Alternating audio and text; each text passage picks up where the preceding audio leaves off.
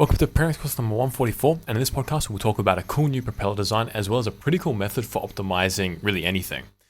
And so there are more propeller designs out there than you can poke a stick at, but most of them are quite derivative. So, they're just a regular propeller. If you look at the back of a boat or whatever, they all look very similar. But this one is very different. It features bent blades. So to begin with, it looks pretty cool to begin with. It has like this central hub, and then you have all these blades coming off there at an angle, and they spin around. So think about like a regular fan that you put onto a wall, a ceiling fan, and then just angle these blades down. And this is what this looks like. So this can be seen in figure 2 here, and they call them a angled spoke paddle wheel design, or ASPW for short. So ASPW, ASPWI. I'm just going to call it ASPA to make it easier to pronounce. So angled spoke paddle wheel, ASPA. Anyway, this design is in the most fundamental form already pretty cool. For those of you just listening to this, you can view this in full Technicolor and everything on our YouTube and Spotify channels. And if you just want to listen to this, then I'll describe what I'm seeing. And you can also find this paper in the link in the description. It's open access. It's called, let me scroll up a little bit here. It's called Empirical Optimization of an Angled Spoke Paddling Wheel with Self-Rotating Mechanism. So as I mentioned, it looks very similar with a ceiling fan, except you have these blades poking out. And this is the difference between these ASPA fans that have these like slash propellers going around. And you can see from this ASPA propeller that the blades are angled down a little bit, and to some extent they mimic simple paddles. So let's say you have like a regular paddle in a canoe. They look pretty similar to that, these blades. Now that is the basic ASPA design, but these researchers in this paper are looking to optimize this. So in figure 4, we see how they are changing the design. So let me scroll down to that figure. So here we go. Figure 4, we have a bunch of different parameters, and in effect they are pitching it. So pitch is this way. So like if you look at a regular blade and like the axis which it's extruded along, you just pitch it around that axis. Then they also have the curving in the x-axis and y-axis, as well as the end shape of the paddle. So either rectangular, or I think triangular, or completely curved. I'm not 100% sure on this, and we'll cover it a bit later as well. So that is the basic idea of this ASPA fan and what this research is covering. So now let's dive into more detail about what these researchers have done. First, let's look at how the ASPA propeller works, because its geometry is quite different to a regular propeller. So let me scroll back up to figure 2. We have a bit more of a look into this with different angles. So as a side note, one thing these researchers said, which I've never really thought about, was the following. They said, most of the Earth's surface is covered in water.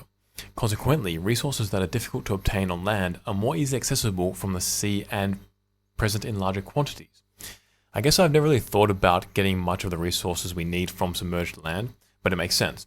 And this is one of the ideas for this, where you have these robots effectively with these propellers, and they can skip across the ocean and do whatever you have to.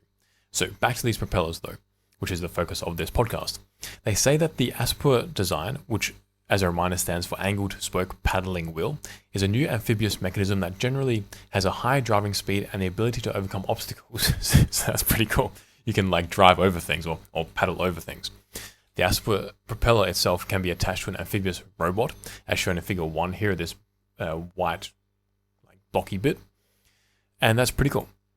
And each of these paddles or blades can rotate about its own axis. The reason why this is important is because of how the ASPA propeller functions. As the entire thing rotates, so you have each one of these propellers, so imagine like this ceiling fan, and then you have the blades off of it, the entire thing rotates around. And a robot might have 4 of these ones, for example, 2 on each side.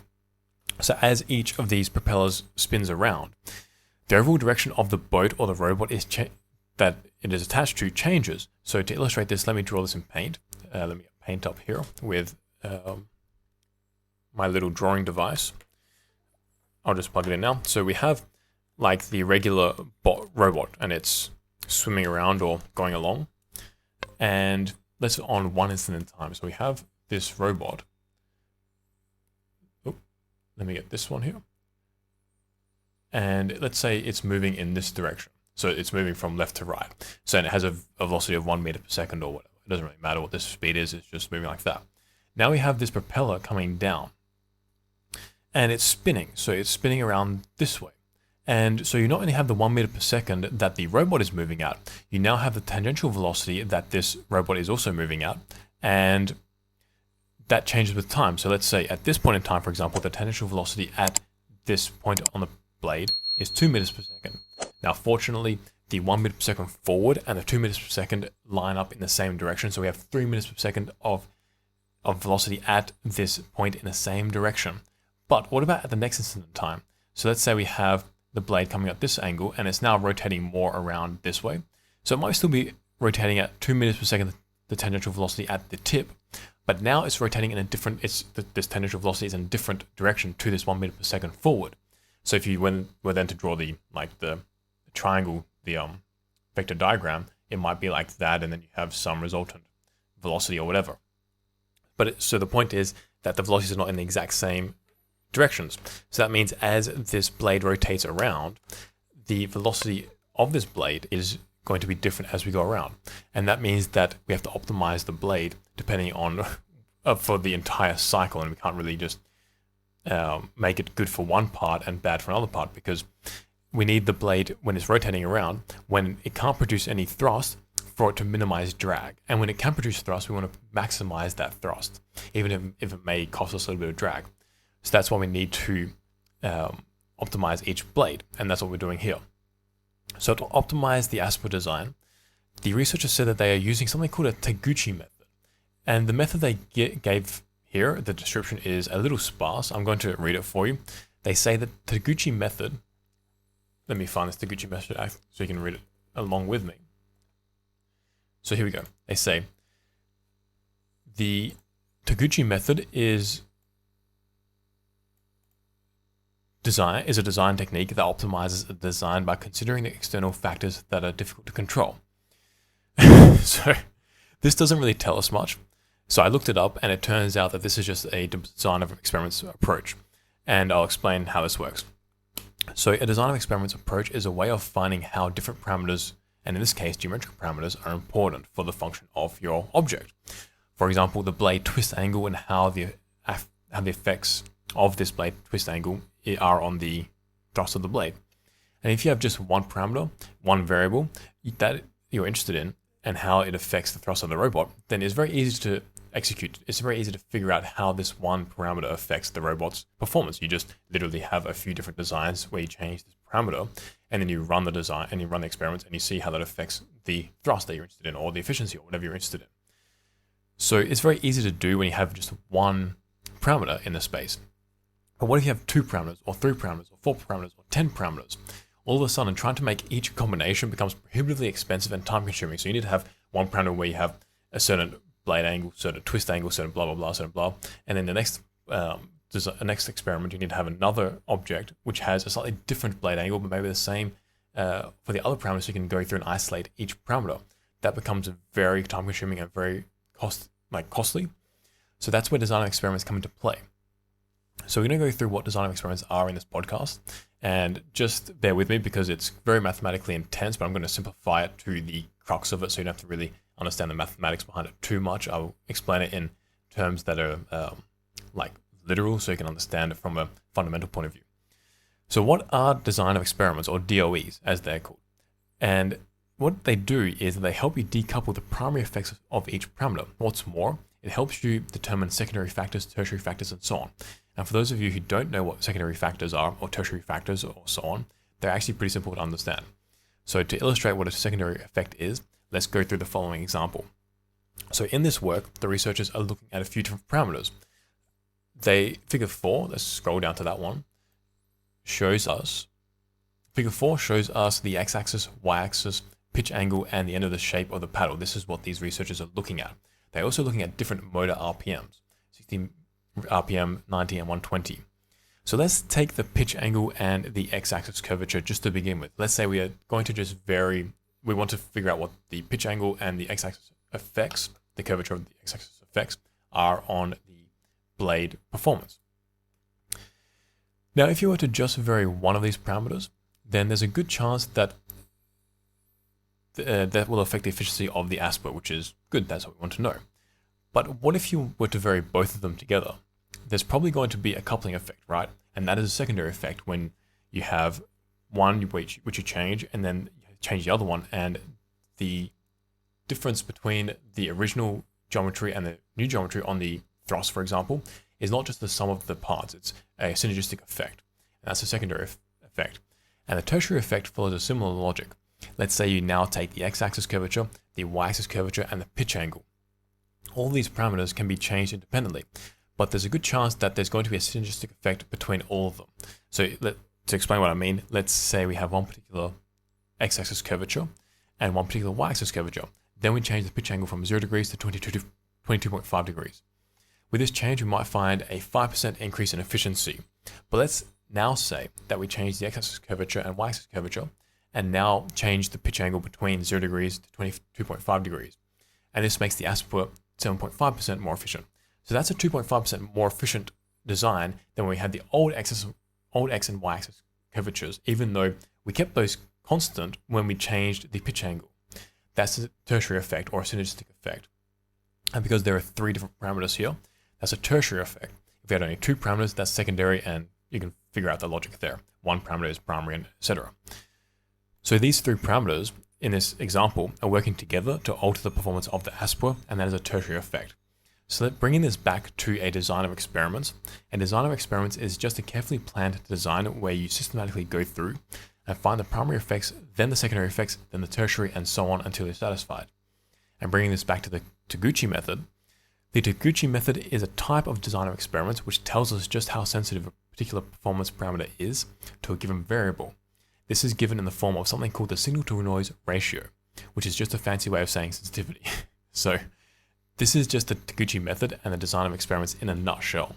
And I hope what I covered there, like you can literally spend about 6 months to a year learning, and I covered that in about 3 minutes. So I just want to give you the basic theory of it, and I hope that that's enough for you to understand. There's a lot more to it, which if you want to know more about it, let me know in the comments below or email or whatever, and we can go through a bit more if you like. But for now, let's move on to the configuration of the Asper. So going back to figure 2, let's scroll up here. We see the Asper these researchers are using. So they have 3D printed blades, and then these blades are connected to the gearing system. So they have some planetary gears and etc. Figure 3 then shows the Asper connected to the load cell. So the load cell is here, and is placed in the water, and then this testing rig was used to measure the performance of the Asper, in particular the force that this Asper generated. So you can see here, this little propeller going around in the water. So let's look at the results, because after we see the results, we'll sort of understand what they're trying to do more with the design of experiments and how it all fits in. So going down to the results, we see here that the parameters of interest are the force and the signal-to-noise ratio. So let's look at figure 5b first, because this gives us the basic thrust force, which is easy to understand. We will understand this from general engineering. So in total, they had 9 experiments that they tested, and in each experiment, the geometric variables were altered. So we can see in the blue, these are the 9 experiments. The variation in the thrust produced between the different experiments is quite amazing. So looking at experiments 8 and 9, for example, the Asper produced only 1 or 2 grams force, while experiment 3 produced the most with 35 grams force, and was a little bit more than experiment 1, which is about 34 grams force, and everything else was between 35 and 2 or 1 grams force. So these are the raw tests when they altered the different geometrical parameters. And now that we have seen what the results are, let's look exactly at what was tested, because it will be a little easier to understand now. So in figure 2, let's go up to figure 2 here. Here we go. We see the design of experiments. There are 9 different experiments as we saw, table 2, not figure 2. Here we go. There are 9 different experiments as we saw in figure 5. And in the next 4 columns, so we have experiment 1, 2, 3, 4, all the way to 9. In the next 4 columns, we have the design parameters A, B, C, and D. These 4 letters correspond to the pitch angle, A, the end shape of the paddle, B, the x-axis curvature, C, and the y-axis curvature as shown in table 1. So finally, these 9 different geometric setups were tested at 3 different RPM. So level 1, 2, and 3 correspond to 60 RPM, 90 RPM, and 120 RPM. If you look at each experiment number, the design parameters column have different numbers in them, 1, 2, or 3. And these numbers correspond to the levels in table 1 as well. So if we go to table 1, we can see here the different RPMs, and as well as A is pitch angle. They've varied this from 0 degrees, 22.5 degrees to 45 degrees. Design parameter B, which is the end shape of the paddle, so like the actual tip of it, goes from, I think they mean it's a square cross section to a triangular to a curved one. I think that's what they mean by these. I'm not too sure. Then the x-axis curvatures, which are given in millimeters, range from infinity, which means it's just straight, to 15 millimeters to 30 millimeters. The y-axis curvature, which is design parameter B, in millimeters, were either infinity, again straight, or 25 millimeters or 50 millimeters in their curvature. So does it now make sense how design experiments work? Let's go back to this table and describe how, just for a little bit more clarification. So we have a bunch of different experiments, and in this case 9. For each experiment, we vary the geometric parameters and then test them and see what the measurements are. So we have 9 different experimental numbers, and in this first one we have all of these design parameters. They correspond to their first situation. The second one was the first one, then 2, 2, 2, 1, 3, 3, 3, and so on and so on. So we just changed different parameters. They then tested them as they showed in figure 5b and A to see what the results are, and then you can decouple the effects of each one of these parameters on the thrust being produced by this propeller. Then it comes in the Taguchi method. In table 2, you can see in the far right, let's scroll back up here, you can see in the far right the signal to noise ratio in decibels. This is the signal to noise ratio, and it tells us the sensitivity of the force that this propeller is producing to each one of these parameters, to the the x-axis curvature, the y-axis curvature, the blade tip profile, and like the RPM as well as parameter A, which I can't remember now, it's the pitch angle. So we can see here the signal to noise ratio for each one of these experiments. So this is telling us just how sensitive this force is being produced is to these geometric parameters altered. So the higher the number, the more sensitive. So coming back to figure 5, and in particular figure 5a, we see the signal to noise ratio plotted for each geometric parameter. Now for the x-axis curvature and the y-axis curvatures, you'll see 2 different lines. You have a yellowish one and a green one for the x-axis curvatures, and a purple one and a blue one for the y-axis curvatures. This corresponds to test 1 and test 2. So what does that mean? Test 1 is the series of tests we just covered, but the researchers wanted to go further and investigate the effects of the x-axis and y-axis curvatures on the force produced. So they ran another test where they only altered these ones by slight differences, by a few millimeters here and there, to see what the effects are on the force, and this is the second test. We will get into the second test in a little bit, but let's first cover the first test. So in this first test, we can see that the signal to noise ratio is not constant with changing each geometric parameter. For example, if we look at the pitch angle, which is this blue line here, we see that at a pitch angle of 0 degrees, so here, the signal to noise ratio is about 26. Then at a pitch angle of 22.5 degrees, which is here, the signal to noise ratio is now only 24, so it's dropped by a couple decibels. Then when we have a pitch angle of 45 degrees, the signal to noise ratio is now -5. So this means that when the pitch angle increases, the aspect produces less and less force, and this reduction was highly non-linear. It also means that as the pitch angle increases, the force produced was less and less sensitive to the pitch angle. So this indicates that there's some sort of flow separation probably going on. So this is very powerful, the signal to noise ratio plot here. And because it is so non-linear, we might want to further investigate this parameter in the future and run more configurations to get a better idea about just how the force produced changes with slight changes in the pitch angle. So as I mentioned here, the pitch angle went from 0 degrees to 22.5 degrees to 45 degrees. That's a really big range. So we might want to go, okay, well, let's just look at between 0 degrees and 10 degrees, and we'll do 3 experiments there to get a better idea as to how the signal to noise ratio alters in this range, so we can understand how much force we can produce and how sensitive the force production is to changing the pitch angle by a few degrees in this region. Sorry, I was going to say range in the region, and I mixed the two up together to give a nonsensical word. Anyway, moving on. Now that we understand the signal to noise ratio and how to see nonlinearities and linearities, let's look at the other 3 parameters: the end shape of the paddle, the x-axis curvature, and the y-axis curvature. So for the end shape of the paddle, they had 3 different designs, and again, to be perfectly honest, I don't know what the difference in the end shapes were. In table 1, they have like the square, a triangle, and a circle.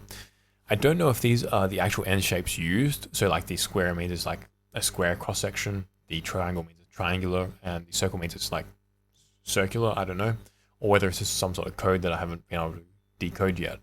Anyway, I think it means that level 1, the end shape of the paddle was square.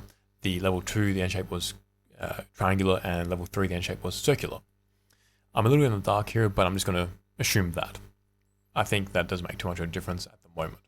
Anyway, progressing through the different end shapes in figure 5a. Let's go up to there. Here we go. This is childproof. I need to find the right graph here. So here we go.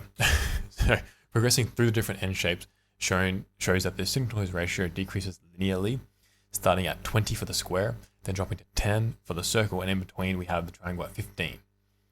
So that means that if we have the square end shape, then the force produced is very sensitive to this shape, whereas if we have the circular end shape, the force produced is not nearly as sensitive to it. So the x-axis curvatures tested in test 1 show that, so this is the yellow line here, show that there was a maximum in the signal-to-noise ratio when it was 15 millimeters in curvature. And then when it was increased to 30 millimeters, the signal-to-noise ratio dropped a little.